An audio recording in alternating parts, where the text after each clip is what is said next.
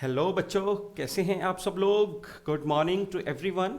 तो बच्चों, आज का जो सेशन है वो है हमारा बैंकिंग में जो इकोनॉमिक्स के जो क्वेश्चंस आ जाया करते हैं उनसे जुड़े जो एमसीक्यूज हैं वो हम करेंगे। ठीक है, तो इससे पहले का जो मेरा सेशन था लास्ट वीक, तो वो भी आई होप सो आपको सबको बहुत अच्छा लगा होगा, जिसमें बैंकिंग और इकोनॉमिक्स का जो करंट है, करंट से जुड़े हुए जो फाइनेंस के बहुत सारे जो क्वेश्चंस हैं मैंने आपको करवाई थी। ठीक है, तो वो भी सेशन है, आप जो है हमारी सक्सेस ट्री के चैनल के ऊपर जाकर देख सकते हैं और काफ़ी हेल्पफुल है जो बच्चे फ़िलहाल बैंकिंग के लिए या फिर ईपीएफओ के लिए या फिर जो एसएससी के लिए जो तैयारी कर रहे हैं, तो उन बच्चों के लिए ये सेशन है काफ़ी हेल्पफुल रहेगा। और इस सेशन में भी मैंने सेम टू सेम कोशिश की है कि जो बच्चे तैयारी कर रहे हैं तो उनका ज़्यादा से ज़्यादा मैं जो फ़ायदा है कर सकूं। ठीक है, तो बच्चों आज का सेशन है उसकी शुरुआत करने से पहले मैं बता दूं एज़ यूजुअल कि हमारा जो सक्सेस ट्री का जो मोटिव यही है कि बहुत अच्छी जो एजुकेशन है हम आपको फ्री ऑफ कॉस्ट प्रोवाइड कर सकें। तो हमारा जो आईबीपीएस क्लर्क से जुड़ा बैच है वो हर रोज़ आपको पता है सुबह दोपहर और शाम को चलता है, और होप सो आप उसका ज़्यादा से ज़्यादा जो फ़ायदा है ले भी रहे होंगे। तो आज का सेशन है उसकी शुरुआत करते हैं। आज सबसे पहला जो प्रश्न है, पहला क्वेश्चन है what do you mean bye mixed economy. ठीक है, तो पहला ही प्रश्न है वो मिक्स्ड इकॉनमी से जुड़ा हुआ है। मिक्स्ड इकॉनमी किसका मिक्स, तो इससे पहले हम देख लें चार ऑप्शंस हैं, जिसमें पहला ऑप्शन है मॉडर्न एंड ट्रेडिशनल इंडस्ट्रीज, दूसरा जो ऑप्शन है वो पब्लिक एंड प्राइवेट सेक्टर, तीसरा फॉरेन एंड डोमेस्टिक इन्वेस्टमेंट, और फोर्थ ऑप्शन है हमारा कमर्शियल एंड सब्सिटेंस फार्मिंग। तो बच्चों सबसे पहले बता दूं आपको मैं कि दुनिया में 1950s से पहले दो ही तरह का जो इकॉनमी हुआ करता था। एक इकॉनमी जिसको हम बोलते थे कैपिटलिस्ट इकॉनमी, और दूसरा इकॉनमी जिसकी हम बात करते थे वो था सोशलिस्ट इकॉनमी।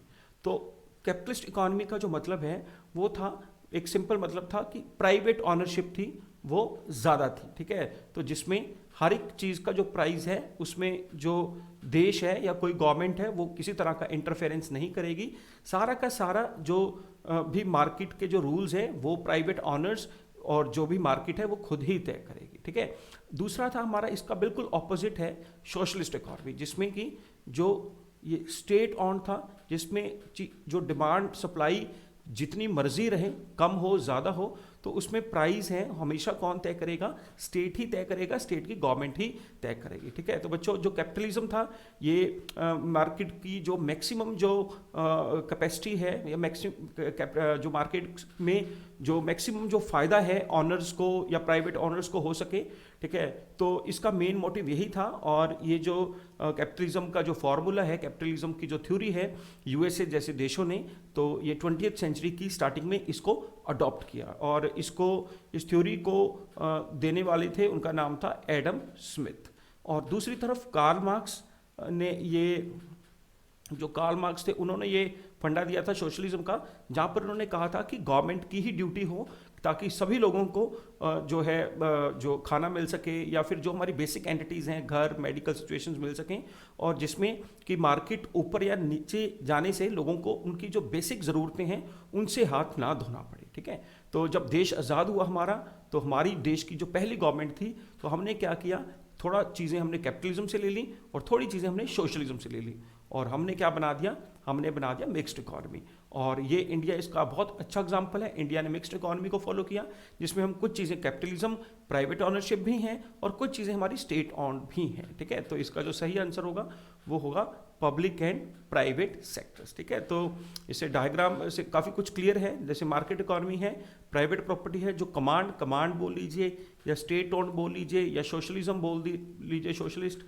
ठीक है, एक ही बात है। ठीक है, इसको हम कैपिटलिस्ट थ्योरी बोल सकते हैं। ठीक है, और ये जो गवर्नमेंट्स हैं, गवर्नमेंट्स के पास रहेगा इसका जो पूरा का पूरा कंट्रोल है। Then coming to the next question, इससे पहले मैं बता दूं कैपिटलिज्म का आपको मैंने एग्जांपल बता ही दिया था यूएस, और जो सोशलिस्ट का जो एग्जांपल था वो था यूएसएसआर, जो बाद में टूटकर रशिया बना, और मिक्स्ड इकॉनमी का एग्जांपल है इंडिया। ठीक है, तो then coming to the next question, what do you mean by demand of commodity. Demand of commodity का क्या मतलब है। ठीक है, कमोडिटी आप कुछ भी ले सकते हैं, कोई भी खाने का प्रोडक्ट है, कोई भी मेटल हो सकता है, गेहूं है, शुगर केन है, गोल्ड है, तो ये सारी की सारी जो कमोडिटीज़ की जो डिमांड है उसका एग्जैक्ट डेफिनेशन क्या है। ठीक है, तो किसी भी कमोडिटी का डिज़ायर होना, ठीक है, तो a desire for an economy, need for the, उसकी ज़रूरत होना, need for the commodity, quantity demanded of that commodity, या फिर quantity of the commodity demanded, जितनी उसकी डिमांड है एक एट ए सर्टेन प्राइस, एक फिक्स प्राइस के ऊपर और एक फिक्स टाइम पीरियड के ऊपर, during any particular period of time.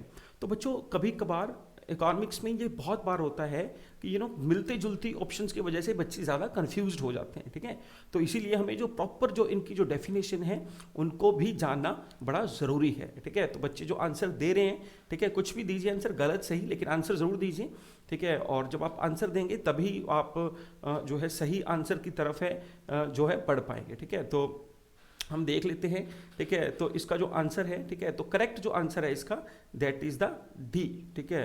तो जो डी इज द आंसर कि किसी भी चीज़ का जो कमोडिटी का जो डिमांड है उसका मतलब यही है कि वो कितने प्राइस के ऊपर और एक पर्टिकुलर पीरियड ऑफ टाइम में, ठीक है, उसका जो क्या प्राइस है और कितनी क्वांटिटी की जो डिमांड है उसे हम डिमांड ऑफ कमोडिटी बोलते हैं, ठीक है। तो बच्चों ये जो डिमांड है, ठीक है, इसकी भी काफ़ी तरह की टाइप्स होती हैं। जैसे कि यहाँ पर मैंने इसका पूरा चार्ट ही आपको दे दिया है। जैसे कि इंडिविजुअल डिमांड है, डराइव्ड डिमांड है, प्राइस डिमांड है, इनकम डिमांड है, क्रॉस डिमांड है, ठीक है। जल्दी से मैं ये देख लेता हूँ होती क्या है। जो इंडिविजुअल डिमांड है, ठीक है, नाम से बड़ा क्लियर है कि जब किसी पर्टिकुलर पर्सन की अपनी कोई डिमांड हो, ठीक है, जैसे किसी का जो डिमांड हो सकता है गाड़ी का, घर का, ठीक है, किसी भी चीज़ का जो इंडिविजुअल डिमांड है उसे हम इंडिविजुअल डिमांड बोलते हैं। The individual demand is defined as demand for products और services by an individual customers. It can be defined as demand for a product made by a bunch of consumers who buy that product. Therefore the market demand is a collective demand of each individual. जैसे हम सब ने एक toothpaste है उसको खरीदना है, ठीक है, तो है तो इंडिविजुअल, लेकिन वो कहीं ना कहीं पूरे शहर की, पूरे देश की वो डिमांड है, ठीक है। तो इंडिविजुअल डिमांड से वो कलेक्टिव डिमांड है वो बन जाती है, ठीक है। फिर दूसरा डराइव डिमांड, ठीक है। डराइव डिमांड का मतलब है कहीं ना कहीं यहाँ पर बहुत अच्छा जो आंसर इसका एग्जाम्पल दे रखा है, ठीक है, बहुत अच्छा एग्जाम्पल है। अब एग्जाम्पल क्या है यहाँ पर, पहले मैं डेफिनेशन से पहले एग्जाम्पल बता देता हूँ आपको। जैसे कि जो डिमांड ऑफ ए सिल्क, रेशम का जो कीड़ा है, ठीक है, demand of A silk yarn is the result of the demand of silk clothes. अगर जो रेशम के कपड़ों की जो डिमांड है बढ़ेगी तो ऑब्वियसली बात है रेशम बनता किससे है, रेशम के कीड़े से बनता है, तो रेशम के कीड़ों की डिमांड भी अपने आप बढ़ जाएगी, ठीक है। जैसे अगर मैं कहूँ कि चीनी की जो डिमांड है बढ़ गई है तो ऑब्वियसली बात है कि जो शुगर केन है, गन्ने की जो खेती है, ठीक है, गन्ने की जो कीमतें हैं, गन्ने की जो डिमांड है वो भी बढ़ ही जाएगी, ठीक है। तो डराइव होती है जो किसी और चीज़ से। Direct demand is defined when goods manufactured is related to demand for another product, ठीक है। जैसे मैंने चीनी का एग्जांपल लिया, चीनी की डिमांड बढ़ी तो गन्ने का जो डिमांड है अपने आप ही बढ़ जाएगा। फिर तीसरा है हमारा प्राइस डिमांड, ठीक है, किसी भी प्रोडक्ट का जो प्राइस है अगर कम हो जाए, ठीक है, और the price demand refers to the number of goods और services individual is eager to buy at given price. तो कभी कभार किसी प्रोडक्ट का जो प्राइस है, ठीक है, तो उसकी वजह से भी जो डिमांड है बढ़ जाती है, ठीक है, तो या कम भी हो जाती है। हमने देखा है जैसे किसी भी चीज़ का जो प्राइस है अगर कम हो, ठीक है, या जैसे हम देखते हैं कि सेल के ऊपर काफ़ी लोग हैं खरीदारी करते हैं, दिवाली के आसपास जो सेल्स लगती हैं तो वहाँ पर जो डिमांड है ऑटोमेटिक बढ़ जाती है। और कभी कुछ ना कुछ ऐसी चीज़ें भी होती हैं जब जिनका जो प्राइस है बढ़ने से उनका डिमांड पे पॉजिटिव असर पड़ता है, जैसे कि गोल्ड उसका एक अच्छा एग्जांपल है। फिर हमारा इनकम, ठीक है, किसी पर्टिकुलर सेक्टर में जो लोगों की इनकम बढ़े तो उससे भी जो मार्केट को की जो डिमांड है उसके ऊपर भी काफ़ी इसका अच्छा असर पड़ता है, ठीक है। और जो क्रॉस डिमांड का मतलब है जैसे कि हम एग्जांपल ले लेते हैं कि there is one of the important type of demand where demand of product is not subject to its on price but the price of other similar product. अब क्रॉस डिमांड को समझने के लिए इसका एक एग्जांपल ले लेते हैं कि मान लीजिए, ठीक है, कोई भी एक फैमिली है, ठीक है, तो या एक पर्टिकुलर एक शहर कि वहाँ पर जो चाय भी लोग पीते हैं और कॉफ़ी भी पीते हैं, लेकिन कहीं ना कहीं हमारी सोसाइटी में, ठीक है, कॉफ़ी को थोड़ा ज़्यादा लग्जरी माना जाता है, ठीक है। तो मान लीजिए कि जो कॉफ़ी के जो प्राइसेस हैं वो कम हुए हैं, ठीक है, और इससे डायरेक्टली क्या होगा, कॉफ़ी की जो डिमांड है वो ज़्यादा हो जाएगी और टी की डिमांड है वो नीचे चली जाएगी, ठीक है। तो क्रॉस डिमांड मतलब एक ही प्रोडक्ट की डिमांड कम होने से दूसरा जो प्रोडक्ट है वो अपने आप कम बिकने लग जाए, तो उसको हम क्रॉस डिमांड बोल देते हैं। ठीक है, तो ये बच्चों कुछ डिमांड थी हमारी, टाइप्स ऑफ डिमांड, और जो डिमांड ऑफ कमोडिटी का जो पर्टिकुलर डेफिनेशन था कि जब एक सर्टेन प्राइस के ऊपर और एक टाइम पीरियड के ऊपर किसी भी प्रोडक्ट का जो डिमांड है, क्वांटिटी ऑफ कमोडिटी, जो उसकी जो डिमांड है क्वांटिटी की, उसे हम डिमांड ऑफ कमोडिटी बोल देते हैं। Then coming to the third question, what do you mean by GNP? ठीक है, ग्रॉस नेशनल प्रोडक्ट। ठीक है, तो बच्चों ये होता क्या है, उससे पहले हमें देखना पड़ेगा जीडीपी क्या होता है। ठीक है, जीडीपी, ठीक है, GDP stands for gross domestic product. ठीक है, तो बच्चों ग्रॉस डोमेस्टिक प्रोडक्ट है, उसको जानना जरूरी है। जीएनपी को जानने से पहले जीडीपी क्या होता है, मैं इसको लिख देता हूं, total money value of all goods and services. पूरी जो गुड्स एंड सर्विसेज की जो मनी वैल्यू है, जो भी उनका प्राइस है, total money value of all the goods and services produced with in a country या बाउंड्री या एक देश के अंदर, जितनी भी गुड्स एंड सर्विसेज हैं उन जो प्रोड्यूस्ड हुई, उनकी जो मनी वैल्यू है इन ए फाइनेंशियल ईयर। ठीक है, तो इसको हम जीडीपी बोल देते हैं। ठीक है, तो बच्चों जीडीपी का जो डेफिनेशन अगर आपको क्लियर है तो आगे जो अगली टर्म्स हैं उनको डिफाइन करना इजी हो जाएगा। तो देश की बाउंड्रीज के अंदर, कंट्री के अंदर एक फाइनेंशियल ईयर में जो गुड्स एंड सर्विसेज जितनी भी प्रोड्यूस्ड हुई हैं, ठीक है, तो उनकी मनी वैल्यू को हम जीडीपी बोल देते हैं। ठीक है, तो बच्चों फिर अगला जो टर्म है एनडीपी है। ठीक है, NDP stand for net domestic product. ठीक है, it is D, net domestic product. तो नेट डोमेस्टिक प्रोडक्ट में बच्चों क्या होता है कि ये जो जीडीपी है, जीडीपी में हमने सभी की वैल्यू तो ले ली, ठीक है, लेकिन ईयर बाय ईयर सभी जो गुड्स हैं उनका जो वैल्यू है वो डेप्रिशिएट भी होता है। ठीक है, तो यहाँ पर मैं लिखूंगा जो एनडीपी है, एनडीपी में थोड़ा सा हमने और इंप्रूवमेंट कर दिया डेफिनेशन में नेशनल इनकम की, डेप्रिसिएशन ऑफ गुड्स। ठीक है, तो गुड्स का जो डेप्रिसिएशन है, अब मान लीजिए कोई मोबाइल फोन है, लैपटॉप है, अगर वो आज 50,000 रुपये का है तो अगले साल उसका प्राइस 50,000 नहीं हो सकता, उसकी प्राइस में कुछ ना कुछ डेप्रिशिएट जरूर होगा। तो उनके डेप्रिसिएशन को हम अगर कैलकुलेट कर लें तो दैट इज एनडीपी। ठीक है, तो बच्चों अब तीसरा है जीएनपी, जिसकी यहाँ पर बात की गई है। जीएनपी है बच्चों जीडीपी। अब देखो मैंने इसकी डेफिनेशन में कहा था कि इन ए कंट्री, ठीक है, देश की बाउंड्रीज के अंदर, विद इन ए कंट्री, यहाँ पर हम वो पैसा हमने जीडीपी में इंक्लूड नहीं किया है जो हमारा पैसा बाहर से आ रहा है या बाहर जा रहा है। ठीक है, अब कौन सा पैसा बाहर से आ रहा है या जा रहा है, ठीक है, यहाँ पर मैं लिख सकता हूँ जो पैसा एक्सपोर्ट की वजह से आ रहा है और इंपोर्ट की वजह से जा रहा है। ठीक है, टूरिज्म हो गया हमारा, ठीक है, टूरिज्म की वजह से आ या जा रहा है, या फिर हमारा रेमिटेंसेस होगी। ठीक है, जो बहुत सारे लोग पैसा बाहर से इंडिया भेजते हैं या पैसा यहाँ से बाहर भी भेजते हैं, उसके अलग अलग रीजंस की वजह से, फीस वगैरह पे कर रहे हैं या कहीं कुछ और पे कर रहे हैं। तो यहाँ पर ये सारा का सारा जो इनकम जो आ रहा है जा रहा है, इसको हम इंक्लूड कर देंगे। तो यहाँ पर मैं लिख दूंगा net foreign income from abroad. ठीक है, net foreign income from abroad. ठीक है, यहाँ लिख देता हूँ मैं net foreign income from abroad. ठीक है, तो बच्चों जब हम जीडीपी में बाहर से जो पैसा जो आ रहा है, ठीक है, उसका जो नेट इनकम है वो इंक्लूड कर देंगे तो वो हमारा जीएनपी होगा। तो इसमें हम देखें करेक्ट आंसर जो होगा हमारा, तो वो ये होगा डी। तो total value of goods and services produced in the country.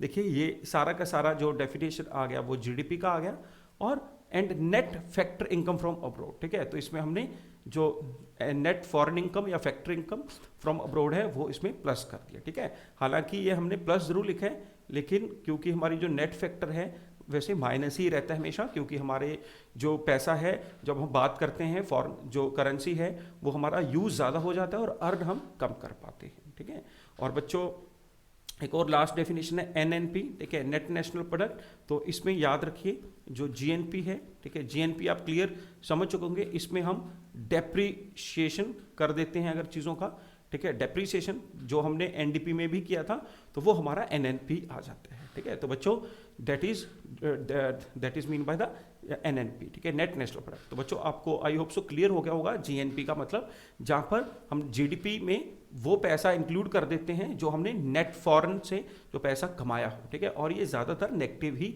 रहता है, ठीक है। Coming to the next question, ये GNP. Coming to the next question, price flooring, ठीक है। प्राइस फ्लोरिंग क्या चीज़ होती है? प्राइस फ्लोरिंग, तो यहाँ पर हम सबसे पहले देख लेते हैं प्राइस फ्लोरिंग का मतलब क्या है, ठीक है। जैसे फ्लोर है, फ्लोर से काफ़ी चीज़ है कि इससे नीचे जो है कुछ भी प्राइस नहीं हो सकता, ठीक है। जैसे आपने सुना होगा अक्सर ये वर्ड एक एमएसपी, ठीक है। MSP stand for minimum support price, ठीक है। मिनिमम सपोर्ट प्राइस के इससे नीचे जो एग्रीकल्चर जो प्रोडक्ट का जो प्राइस है गवर्नमेंट नहीं खरीदेगी, कम से कम इस प्रोडक्ट के ऊपर, इस प्राइस के ऊपर वो खरीदेगी, ठीक। जैसे हमने देखा है कि वीट का है, शुगर केन का है, बहुत सारी जो फसलों का है जो एमएसपी है गवर्नमेंट है वो हर साल देती है। तो कहीं ना कहीं ये चीज़ से जुड़ी हुई है। प्रोज फ्लाइव जो प्राइस फ्लोर प्रिवेंट से price from falling below a certain level, ठीक है। तो एक सर्टेन लेवल जब फिक्स कर दिया जाता है, मान लीजिए किसी फसल का 1000 रुपये फिक्स कर दिया गया है, तो उससे नीचे जो वो फसल है, वो प्रोडक्ट है, नहीं खरीदा जाएगा, ठीक है। When A price floor is set above the equilibrium, देखो इक्विलिब्रियम प्राइस, अब देखो इक्विलिब्रियम प्राइस का मतलब है जहां पर जीरो प्रॉफिट हो, ठीक है, ना ही तो लॉस हो, ठीक है, और ना ही प्रॉफिट हो, ठीक है।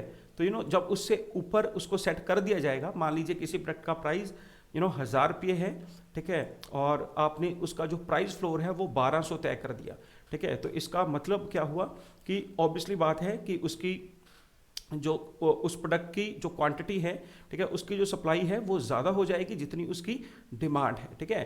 तो ऑब्वियसली बात है यहाँ पर डिमांड कम हो गई और सप्लाई ज़्यादा हो गई, और एंड एक्सेस सप्लाई और सरप्लस, तो मतलब वो जो प्रोडक्ट है, प्रोडक्ट की अवेलेबिलिटी मार्केट में बहुत ज़्यादा हो जाएगी और वो प्रोडक्ट है वो सरप्लस हो जाएगा। तो प्राइस फ्लोर से, प्राइस फ्लोरिंग से मतलब यहाँ पर शॉर्टेज नहीं, उस प्रोडक्ट का शॉर्टेज नहीं होगा क्योंकि डिमांड से ज़्यादा अवेलेबिलिटी हो गई है प्राइस की, ठीक है, उस प्रोडक्ट की, ठीक है। तो ना ही इक्विलिब्रियम, क्योंकि इक्विलिब्रियम से ऊपर का प्राइस रखा है, तो करेक्ट आंसर इज हमारा सरप्लस, ठीक है। Surplus is the correct answer. तो प्राइस फ्लोर मतलब, फ्लोर का मतलब ये कि इससे नीचे का जो प्राइस है, ठीक है, इससे कम से कम एक मिनिमम जो प्राइस है रखना किसी चीज़ का, उसे हम प्राइस फ्लोरिंग बोल देते हैं। Then coming to the next question, capitalism. Capitalism refers to, ये हम पहले क्वेश्चन में भी कर चुके हैं, ठीक है। तो जो कैपिटलिज्म है इसका जो फंडा है मैंने आपको बताया था, वो किसने दिया था? एडम स्मिथ ने दिया था, और इसी वजह से इसे हम फादर ऑफ मॉडर्न इकोनॉमिक्स भी बोलते हैं। तो अगर हम करेक्ट आंसर देखें, the use of market, government ownership of capital, ठीक है। अब ये तो आपको पता ही है, ये तो सोशलिज्म है, सोशलिस्ट कंट्री ऐसा करते हैं। Private ownership of capital goods, ठीक है, and the private ownership of homes and cars, ठीक है। तो यहाँ पर इसका जो करेक्ट आंसर है, ठीक है, हम देख लें, थोड़ा सा इसको थोड़ा देखते हैं, पहले कैपिटलिज्म को थोड़ा समझ लें। An economic system in which means of production of goods and services are privately owned and operated for a profit, ठीक है। तो बच्चों इसका जो मुझे लगता है ये डेफिनेशन पढ़ने के बाद आप करेक्ट आंसर पे पहुंच गए होंगे, that is the C, private ownership of the capital goods. फिर नेक्स्ट क्वेश्चन की तरफ, 6th क्वेश्चन की तरफ चलते हैं। विच among the following is the correct definition of dollarization, ठीक है, डॉलराइजेशन। अब देखिए बच्चों, इसको समझने से पहले हमें देखना पड़ेगा, ठीक है, डॉलराइजेशन का जो मतलब है, ठीक है। तो अब कहीं ना कहीं इसका मतलब यही हो सकता है कि जो डॉलर है, ठीक है, उसका जो इन्फ्लुएंस है पूरी दुनिया के ऊपर बहुत ज़्यादा हो चुका है, ठीक है, डॉलराइजेशन हो चुकी है। जैसे हम कहते हैं कि इंग्लिश का जो लैंग्वेज है, ठीक है, इंग्लिश लैंग्वेज का जो इन्फ्लुएंस है पूरी दुनिया के ऊपर है, पूरी दुनिया इंग्लिश हो चुकी है, ठीक है, वो बोलना चाहती है या बोल रही है इंग्लिश, ठीक है। वैसे ही डॉलराइजेशन की पूरी दुनिया या तो डॉलर चाहती है या डॉलर में ही जो अपना जो व्यापार है, जो एक्सपोर्ट इंपोर्ट कर रही है, ठीक है। तो आपको पता है वैसे डॉलर बहुत सारे कंट्रीज़ की करेंसी है, लेकिन यहाँ पर हम पर्टिकुलर बात कर रहे हैं यूएस डॉलर की। और बता दूं मैं, दुनिया का लगभग 80% जो ट्रेड है वो यूएस डॉलर में ही किया जाता है, ठीक है। और यही एक बड़ा रीज़न है कि इसकी वजह से जो यूएस है आज दुनिया का सुपर पावर कहलाता है, ठीक है। तो यहाँ पर हम इसके करेक्ट आंसर की तरफ चले जाएं। When the inhabitants of a country use foreign currency in parallel to और instead of the domestic currency, ठीक है। तो इसका जो आंसर है that is the A, when inhabitants of the country use US dollars in parallel to और instead of domestic, जब दूसरे देशों के लोग भी, ठीक है, यूएस डॉलर को यूज करें, ठीक है, बजाय कि अपनी करेंसी के, ठीक है। तो इसी वजह से इस करेंसी को हम हार्ड करेंसी भी बोलते हैं, हार्ड करेंसी भी इसे हम बोलते हैं।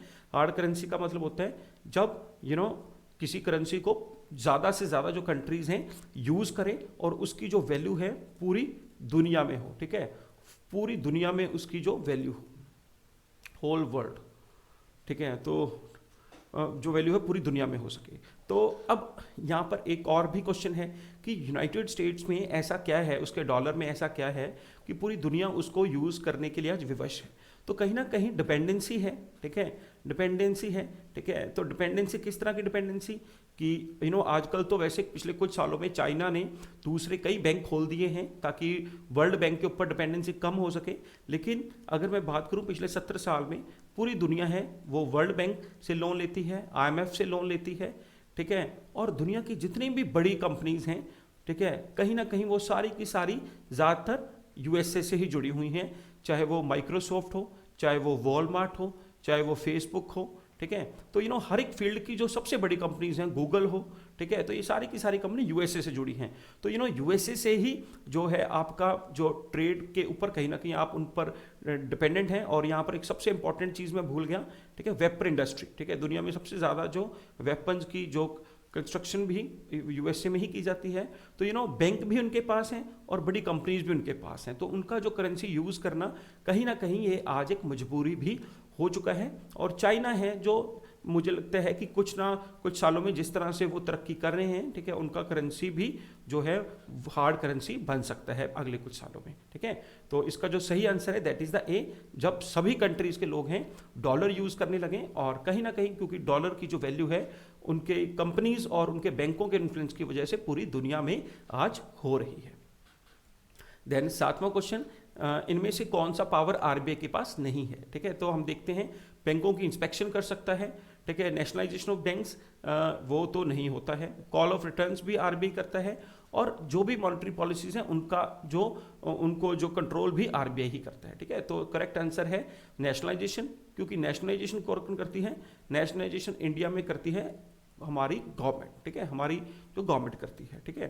तो इंडिया में आज तक, इससे पहले बता दूं, 2 बार है राष्ट्रीयकरण हो चुका है, ठीक है, बैंकों का। सबसे पहले बता दूं नेशनलाइजेशन का मतलब है कि 100% जो कंट्रोल्ड है वो कौन करती है, वो गवर्नमेंट कंट्रोल करती है। तो 2 बार हो चुकी है, ठीक है, एक बार 69 में, और 69 में वो बैंकों की नेशनलाइजेशन हुई थी जिनके पास टोटल 50 करोड़ था, ठीक है, और दूसरी बार 1980 में हुई जिनके पास टोटल 200 करोड़ था। तो टोटल 14 बैंक थे 69 में और 6 बैंक थे हमारे 1980 में, ठीक है। तो बच्चों, तो ये जो नेशनलाइजेशन है 2 बार हुई है और टोटल हमारे 20 बैंक हैं वो नेशनलाइज्ड हुए हैं। और दोनों बार जो हमारे देश की जो प्रधानमंत्री थी उनका नाम था, दोनों बार जो प्रधानमंत्री थी वो थी इंदिरा गांधी जी, ठीक है। तो इनकी जो करेक्ट डेट्स भी याद रखनी है, 19 जुलाई और 15 अप्रैल। और बैंकों की जो कंडीशन थी, एक बार कंडीशन था 50 करोड़ का और दूसरी बार कंडीशन था 200 करोड़ का, ठीक है, नेशनलाइजेशन ऑफ बैंक। और इससे पहले हम अगर बात करें RBI है, RBI जो नेशनलाइज्ड है वो 1949 में ही हो गया था अंडर बैंकिंग रेगुलेशन एक्ट 1949 के अंदर, ठीक है। और ये जो बैंक लोगों से जो डील करते थे उनकी दो नेशनलाइजेशन है 2 बार हुई है, 69 और 1980 में, ठीक है। Then coming to the next question, consider the following, ठीक है, reverse repo rate, cash CRR, SLR और बैंक रेट, ठीक है। तो इनमें क्वेश्चन ये पूछा है कि इनका अगर इंक्रीज कर दिया जाता है, and increase in which among the following could raise the interest rate, तो इनमें से किसको इंक्रीज करके, ठीक है, मार्केट का जो इंटरेस्ट रेट है, ठीक है, जो बैंक, ठीक है, बैंक है जो, ठीक है, मार्केट में जो लोन देते हैं, ठीक है, वो जो इंटरेस्ट रेट है, ठीक है, वो बढ़ जाएगा अगर इनमें से कौन सी पॉलिसी को इंक्रीज करके मार्केट का जो इंटरेस्ट रेट के ऊपर भी उसका फर्क पड़ता है, वो बढ़ जाते हैं, ठीक है। क्वेश्चन अब देखो, सबसे पहले हम देख लेते हैं रिवर्स रेपो होता क्या है, ठीक है। तो सबसे पहले रिवर्स रेपो, ठीक है, तो जो रिवर्स रेपो, ठीक है, तो इसमें जो बैंक हैं, ठीक है, बैंक अपना जो पैसा है, ठीक है, पैसा है आरबीआई के पास, आरबीआई जिस रेट के ऊपर डिपॉजिट करते हैं, ठीक है, जिस रेट के ऊपर वो डिपॉजिट करते हैं उसे हम बोलते हैं रिवर्स रेपो, ठीक है। तो अगर मान लीजिए बच्चे जो रिवर्स रेपो है, रिवर्स रेपो अगर बढ़ जाता है तो बैंक ज़्यादा से ज़्यादा इंटरेस्टेड होंगे अपना पैसा आरबीआई में रखने में, ठीक है, और उनके पास जो पैसा है उसकी शॉर्टेज हो जाएगी और मार्केट के लिए वो जो अपने रेट ऑफ इंटरेस्ट हैं वो इंक्रीज कर देंगे, ठीक है। तो सबसे पहले रिवर्स रेपो तो हमारा आंसर बिल्कुल ठीक है, अगर ये बढ़ता है तो हमारा इंटरेस्ट रेट मार्केट के लिए इंक्रीज हो जाएगा। फिर दूसरा सीआरआर। अब सीआरआर क्या होता है बच्चों? सीआरआर होता है कि ये एक अमाउंट है जो बैंकों को आरबीआई के पास ये जो आरबीआई के पास रखना ही पड़ता है, ठीक है। तो ये एक मिनिमम रिजर्व है जो बैंकों को आरबीआई के पास एज ए सिक्योरिटी रखना ही पड़ता है। जैसे आजकल ये 4% चल रहा है, ठीक है। तो 4% ऑफ व्हाट, जो भी बैंक के पास टोटल पैसा पड़ा है, एनडीटीएल है उनका, तो बैंक के अपने टोटल अमाउंट को उन्हें 4% आरबीआई का रखना पड़ेगा। तो ऑब्वियसली बात है यहाँ पर बैंक के पास पैसे की शॉर्टेज आई और उनके पास अगर पैसा कम है तो वो भी मार्केट के लिए जो पैसा है, ठीक है, उसका जो रेट ऑफ इंटरेस्ट है ज़्यादा कर देंगे, ठीक है। तो ऑब्वियसली बात है सीआरआर अगर बढ़ेगा, इनको बैंक को ज़्यादा पैसा रखना पड़ेगा और ज़्यादा पैसा रखने का मतलब है बैंक के पास खुद कम पैसा हो जाएगा और ये अपने इंटरेस्ट रेट है मार्केट के लिए इंक्रीज कर देगा। तो दूसरा भी बिल्कुल सही जा रहा है, सीआरआर ज़्यादा होने से जो है इंटरेस्ट रेट बढ़ेंगे। तीसरा एसएलआर। एसएलआर में क्या है कि जो बैंक है, बैंक को, ठीक है, अपने टोटल डिपॉजिट का कुछ पैसा खुद अपने पास ही रखना पड़ता है, सेल्फ, ठीक है। तो अप्रोक्सीमेट अभी ये 19% के आसपास कहीं चल रहे हैं। तो ऑब्वियसली बात है अगर ये बढ़ता है तो बैंक के पास पैसे की अवेलेबिलिटी कम और ये जो बैंक है जो मार्केट के लिए इंटरेस्ट रेट क्या कर देगा, ज़्यादा कर देगा। और चौथा है बैंक रेट, ठीक है। तो बैंक रेट होता है कि जब आरबीआई लॉन्ग टर्म के लिए बैंकों को जिस रेट के ऊपर, ठीक है, जिस रेट के ऊपर लोन प्रोवाइड करता है, ठीक है, for the long term loan provide करता है तो उसको हम बोलते हैं बैंक रेट। अब अगर आरबीआई अपने रेट बढ़ा देगा तो ऑब्वियसली बात है बैंक भी, इसको महंगा पैसा मिल रहा है तो बैंक भी अपने रेट ऑफ इंटरेस्ट है मार्केट के लिए इंक्रीज कर देगा, ठीक है। तो हम इससे पता लग रहा है कि इन चारों के बढ़ने से रेट ऑफ इंटरेस्ट मार्केट में बढ़ रहा है। तो आंसर हमारा क्या है बच्चों? 4th है, इसको याद रखिए। आई होप सो आपको बिल्कुल अच्छे से क्लियर समझ आ गया होगा। फिर हमारा 9वां क्वेश्चन है कि जीएसटी से जुड़ा हुआ है कि जीएसटी जो काउंसिल है, ठीक है, तो उसने जो 4 टायर स्ट्रक्चर टैक्सेशन का शुरुआत की थी, तो उनमें से करेक्ट जो ग्रुप है 4 टायर्स का वो कौन सा है? तो सबसे पहले मैं बता दूं तो जीएसटी है सबसे पहली बार दुनिया में 1954 में ये फ्रांस में ये सिस्टम स्टार्ट हुआ था जिसका फुल फॉर्म है गुड्स एंड सर्विसेज टैक्सेस। तो गुड्स एंड सर्विसेज टैक्सेस, तो आपको पता है हमारे देश में, ठीक है, तो या पूरी दुनिया में 2 तरह के जो टैक्स हैं वो लगाए जाते हैं, एक डायरेक्ट टैक्स और दूसरा इनडायरेक्ट टैक्स। तो बच्चों ये जो इनडायरेक्ट टैक्स हैं, ठीक है, तो इंडिया जहाँ पर हमारा जो सिस्टम है, ठीक है, क्वासी फेडरल है, ठीक है, यहाँ पर हमारे पास जो कुछ पावर्स हैं, ठीक है, जो पावर्स की अगर मैं बात करूँ, कुछ सेंट्रल गवर्नमेंट के पास रहती हैं और कुछ स्टेट, ठीक है, और ये power same to same taxes के मामले में भी ऐसी ही हैं, ठीक है। तो और उस वजह से था, तो स्टेट टैक्सेस अलग अलग होने की वजह से क्या होता था, तो हर एक प्रोडक्ट का जो प्राइस है हर स्टेट में variation in prices in every state, ठीक है। तो कोई भी प्रोडक्ट है एक स्टेट में किसी और प्रोडक्ट प्राइस में बिकता है और दूसरे स्टेट में किसी और जो है प्राइस के ऊपर उसकी जो है बिक्री की जाती थी। तो यहाँ पर उस वजह से इन्होंने, हमारी जो गवर्नमेंट है, जो नरेंद्र मोदी गवर्नमेंट है, उन्होंने नारा दिया वन नेशन वन प्राइस का।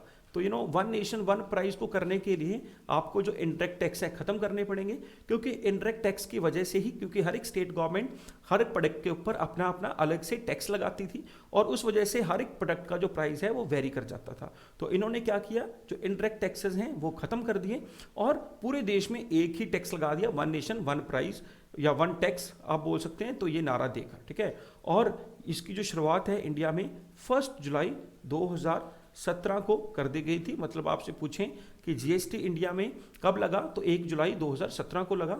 तो जीएसटी की जो शुरुआत है, जीएसटी का मतलब है कि इन्होंने सारे के सारे इनडायरेक्ट टैक्सेस को खत्म करके पूरे देश में एक ही तरह के जो टैक्स हैं लगा दिए हैं, ठीक है।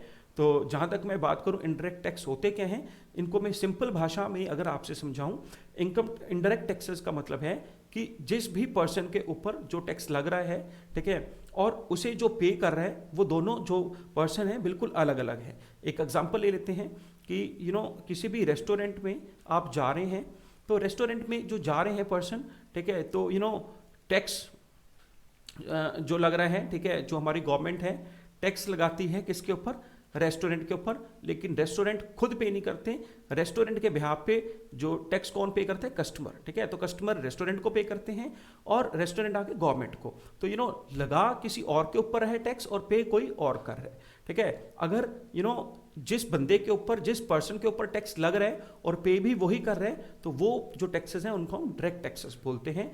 टैक्सेस के ऊपर एक अलग से मैं लेक्चर भी लेकर आऊंगा बच्चों, ठीक है। तो सिंपली आप यही समझ लीजिए यहाँ पर, जैसे कि हमारा इनकम टैक्स है, income tax is the example of direct tax, कि जिस बंदे के ऊपर जिसकी इनकम ज़्यादा हो और टैक्स भी उसी को पे करना पड़ता है, तो that is the example of direct tax, ठीक है। और जब इनडायरेक्ट टैक्स, कि जब लग किसी और पे रहा है लेकिन पे कोई और कर रहा है, उसे हम इनडायरेक्ट टैक्स बोलते हैं। जैसे कि हमारा एग्जांपल ले लीजिए एक्साइज जो टैक्स है, ठीक है, जो किसी भी चीज़ की प्रोडक्शन के ऊपर लगा करता था। तो यहाँ पर इन्होंने जो जीएसटी है उनको 4 हिस्सों में बांट दिया, कि किसी प्रोडक्ट के ऊपर जो जीएसटी है 5%, किसी के ऊपर 10%, ठीक है। और फिर यहाँ पर मैं अगर सही देखूँ ऑप्शन, तो 5, 12, हाँ जी, तो 5, 12, 18, तो थर्ड ऑप्शन मुझे सही लग रहा है, तो 5%, 12, 18 और 20, ठीक है। तो third is the correct answer. तो 5, 12, 18 और 28% इनको 4 हिस्सों में बांट दिया था। हालांकि मैं बताना चाहूँगा कि कुछ प्रोडक्ट के ऊपर 0% भी जीएसटी लगता है, ठीक है। तो बच्चों fourth is the correct answer. फिर हमारा जो सारा का सारा इसके बारे में थोड़ा मैंने बताया हुआ है। फिर हमारा लास्ट है जो क्वेश्चन, कि ग्रीन फील्ड जो इन्वेस्टमेंट है उसका कौन सा सही इसमें से एग्जांपल है, उनका सही कौन सा डेफिनेशन, ठीक है। तो बच्चों ये 2 तरह का जो फील्ड इन्वेस्टमेंट होता है, ठीक है, ग्रीन फील्ड इन्वेस्टमेंट और दूसरा ब्राउन फील्ड इन्वेस्टमेंट। तो ग्रीन फील्ड इन्वेस्टमेंट क्या होता है, ग्रीन फील्ड इन्वेस्टमेंट में जब कोई बिल्कुल नया वेंचर जिसकी शुरुआत की गई हो, जैसे हम देखते हैं इनका जो एग्जांपल्स दिए, investment made by real estate company in agriculture land to develop it later when the land prices increases, ठीक है। Investment made by a company in a new factory complex in a remote land of the area where there was no facility, ठीक है। तो बच्चों ये कहीं ना कहीं ये ठीक लग रहा है मुझे आंसर। इसको मैं अगले ऑप्शंस भी देख लेता हूँ। Investment made by a company to clean up a cement factory. देखो ये जो बात करूँ ग्रीन फील्ड, ना तो ये किसी सीमेंट फैक्ट्री से जुड़ा हुआ है, ना किसी एग्रीकल्चर से जुड़ा हुआ है, और फिर investment made by company to clean up, फिर ये सीमेंट फैक्ट्री की बात की गई है। ये सिंपली कोई भी किसी भी तरह का कंपनी आ सकती है और किसी भी नई जगह पर जाकर, जहाँ पर कोई फैसिलिटी ना हो, ठीक है, एक नई शुरुआत किसी भी काम की, किसी नई इंडस्ट्री की करे, तो उसे हम ग्रीन फील्ड इन्वेस्टमेंट बोल देते हैं। जहाँ तक ग्रीन फील्ड इन्वेस्टमेंट की बात है, कि जब किसी भी एग्जिस्टिंग कंपनी को खरीद लिया जाए, ठीक है, उसको बाय कर लिया जाए, ठीक है। तो जब बिल्कुल नई कंपनी, एक बिल्कुल शुरुआत से जीरो से स्टार्ट की जाए किसी नई जगह पर जाकर, उसे हम ग्रीन फील्ड इन्वेस्टमेंट बोलते हैं।